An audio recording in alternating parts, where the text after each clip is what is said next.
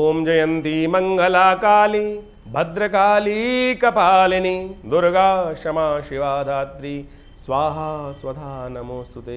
सर्वस्वरूपे सर्वेशे सर्वशक्ति समन्विते भयवस्त्राहिनो देवी दुर्गे देवी नमोस्तुते। नमस्कार, स्वागत है। आज हम बात करने जा रहे हैं कर्क राशि वालों की, और कर्क राशि वालों के लिए जो सूर्य का परिवर्तन होने जा रहा है वो क्या कुछ प्रभाव उत्पन्न करेगा। देखिए, कर्क राशि वालों, आपकी राशि के अनुसार से जो सूर्य हैं वो आपके लिए विशेष तौर पर कहाँ के स्वामी हैं? आपकी राशि के अनुसार से द्वितीय भाव के, कुटुंब भाव के, धन भाव के, क्रिय विक्रिय के भाव के स्वामी हैं, और वो आपके लग्न में आ रहे हैं। लग्न में सूर्य का जो विशेष तौर पे परिवर्तन है वो कई प्रकार से कल्याण के योग बनाता है, और सूर्य का जो परिवर्तन है वो बहुत महत्वपूर्ण है। लग्न में आपका आना, सूर्य का स्वामी का जो परिवर्तन है कि कब होने जा रहा है? 16 जुलाई को ये परिवर्तन होने जा रहा है। 16 जुलाई को रविवार का अवसर है, और इस शुभ तिथि में रविवार के दिन जब सूर्य की संक्रांति पड़ती है तो कहा जाता है हृदय नाम का योग के निर्माण करती है, और हृदय नाम का योग बड़ा ही शुभ योग माना जाता है। ऐसे में कोई छोटा सा कार्य करने से कई प्रकार के अधिक पुण्यों का उदय करने का अवसर होता है। तो ऐसे में कम से कम कोशिश ये करें, सूर्य आपके लग्न में आ रहे हैं, उदय हो रहे हैं, सूर्य लग्न में उदय हो रहे हैं, तो कहा जाता है कि उस दिन सबसे पहले, उसी दिन भगवान सूर्य का दर्शन सबसे पहले करें। सूर्य उदय से पहले उठें और स्नान करके भगवान सूर्य का श्वेत वस्त्र धारण करके और सूती वस्त्र धारण करके भगवान शिव का सूर्य का दर्शन करने से अनेक प्रकार के कष्ट दूर हो जाते हैं। और गायत्री का जप करते हुए उनको अर्घ दें, मानसिक तौर पर पाठ करते हुए, कहा जाता है कई प्रकार के कष्टों को हरने वाला रहेगा। देखिए, सूर्य आप में, जैसा हमने कहा, ये जो परिवर्तन का योग बना रहे हैं 16 जुलाई को करीब करीब 29:01 पर परिवर्तन का योग बनाएंगे। 29:01 का परिवर्तन का योग समझ लीजिए। कई लोग कहेंगे पंडित जी गलत बोल रहे हैं, 29 तो बचते ही नहीं कभी।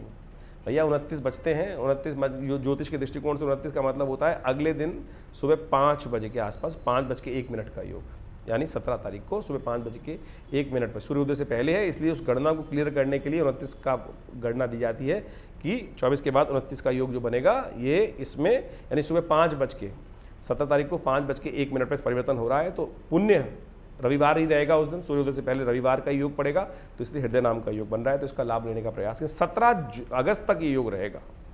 तो ये जो योग रहेगा इन दिनों तक, विशेष तौर पर सूर्य कई प्रकार के प्रभाव उत्पन्न करने वाले हैं।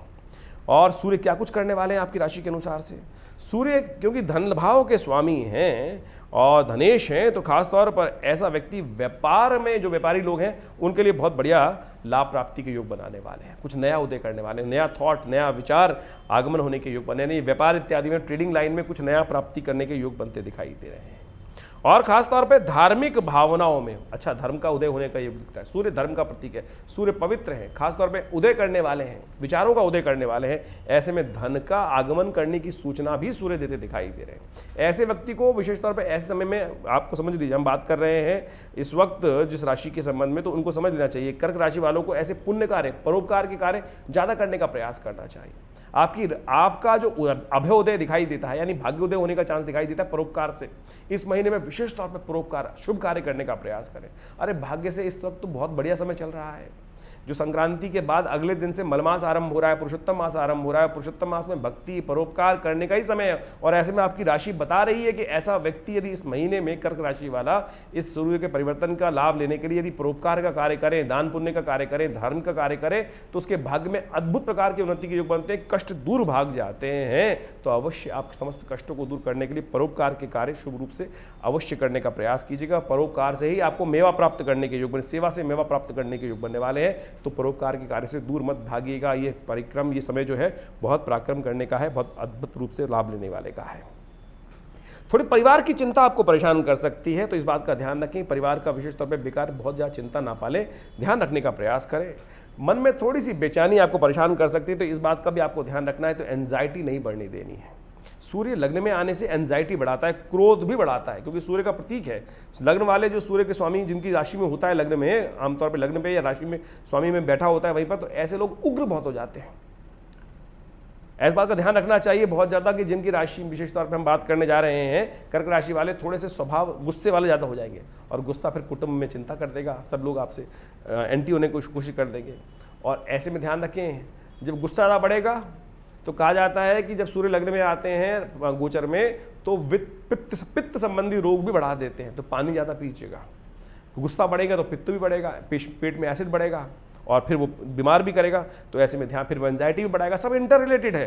तो मैं आपको बहुत अच्छे समझाने का प्रयास कर रहा हूँ। देखिए ऐसे समय में रक्त संबंधित विकार भी हो सकते हैं, तो आपको खान पान कुछ ध्यान रखने की ज़रूरत है। अनुलोम विलोम प्राणायाम नित्यप्रति करने का प्रयास कीजिए, ऐसे में ध्यान रखने का प्रयास करें। जो लोग शादीशुदा हैं उनके जीवन साथी में थोड़ा कष्ट होने के योग दिखाई दे सकते हैं आपके राशि के अनुसार से, तो ध्यान रखने का प्रयास कीजिए, बहुत ज़्यादा गुस्सा ना पालें। मित्रों के साथ कुछ बेकार कारणों से विरोध उत्पन्न हो सकता है, और ख़ासतौर पे जो लोग नौकरी में हैं उनके लिए खासतौर पे समय बहुत अच्छा है कि उनके जो प्रोफेशनल रिलेशंस हैं उनके कलीग्स के साथ, उनके बॉसेस के साथ वो अच्छे होने के योग दिखाई देते हैं। तो ओवरऑल मिला के कुछ समय आपका अच्छा है, कुछ समय थोड़ा सा कष्ट वाला है। तो हमने आपको सब समझाने का प्रयास किया, कहाँ अच्छा है कहाँ खराब है, तो ऐसा ध्यान रखने का आप प्रयास करें।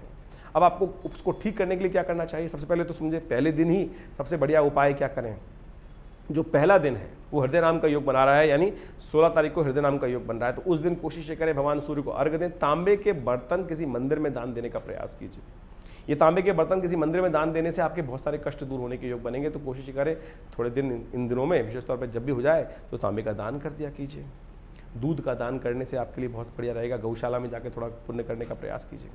और इसमें मलमास पड़ने वाला है, आप समझिए 16 तारीख को ये सूर्य का परिवर्तन होगा और करीब करीब 17-18 तारीख से मलमास आरंभ हो जाएगा, और ये मलमास चलेगा विशेष तौर पे 16 अगस्त तक।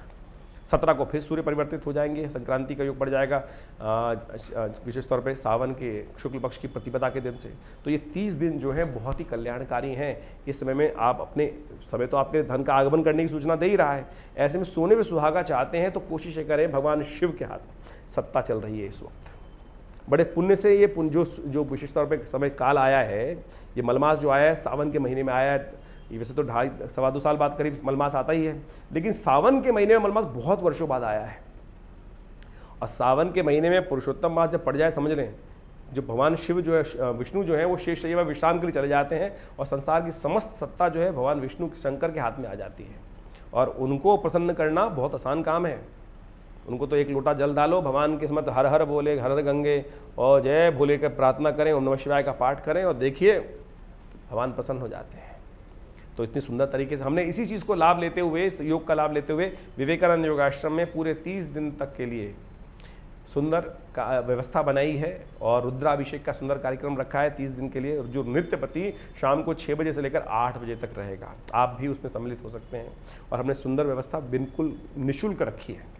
जो भी आना चाहे उस रुद्राभिषेक कार्यक्रम में सम्मिलित होकर उस रुद्र अष्टाध्यायी यजुर्वेद संहिता का पाठ करते हुए हम लोग जो रुद्राभिषेक करेंगे सुंदर उच्चारण के साथ, आप सब उसमें सम्मिलित हो सकते हैं और लाभ ले सकते हैं। नहाकर आइए, स्वच्छ कपड़े पहन कर आइए, दूध इत्यादि लेकर भगवान का अभिषेक करिए, कष्ट दूर होने के अद्भुत योग बनेंगे। आश्रम में बहुत विशाल भगवान शिव का शिवलिंग विद्यमान है। नित्य प्रति 8 घंटे करीब यज्ञ होता है, और साथ साथ रुद्राभिषेक का नित्य प्रति पाठ होता है।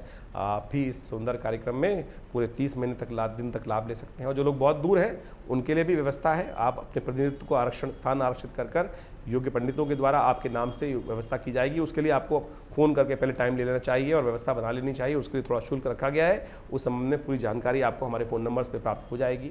और इस सुंदर कार्यक्रम में सम्मिलित हों। धन्यवाद, नमस्कार।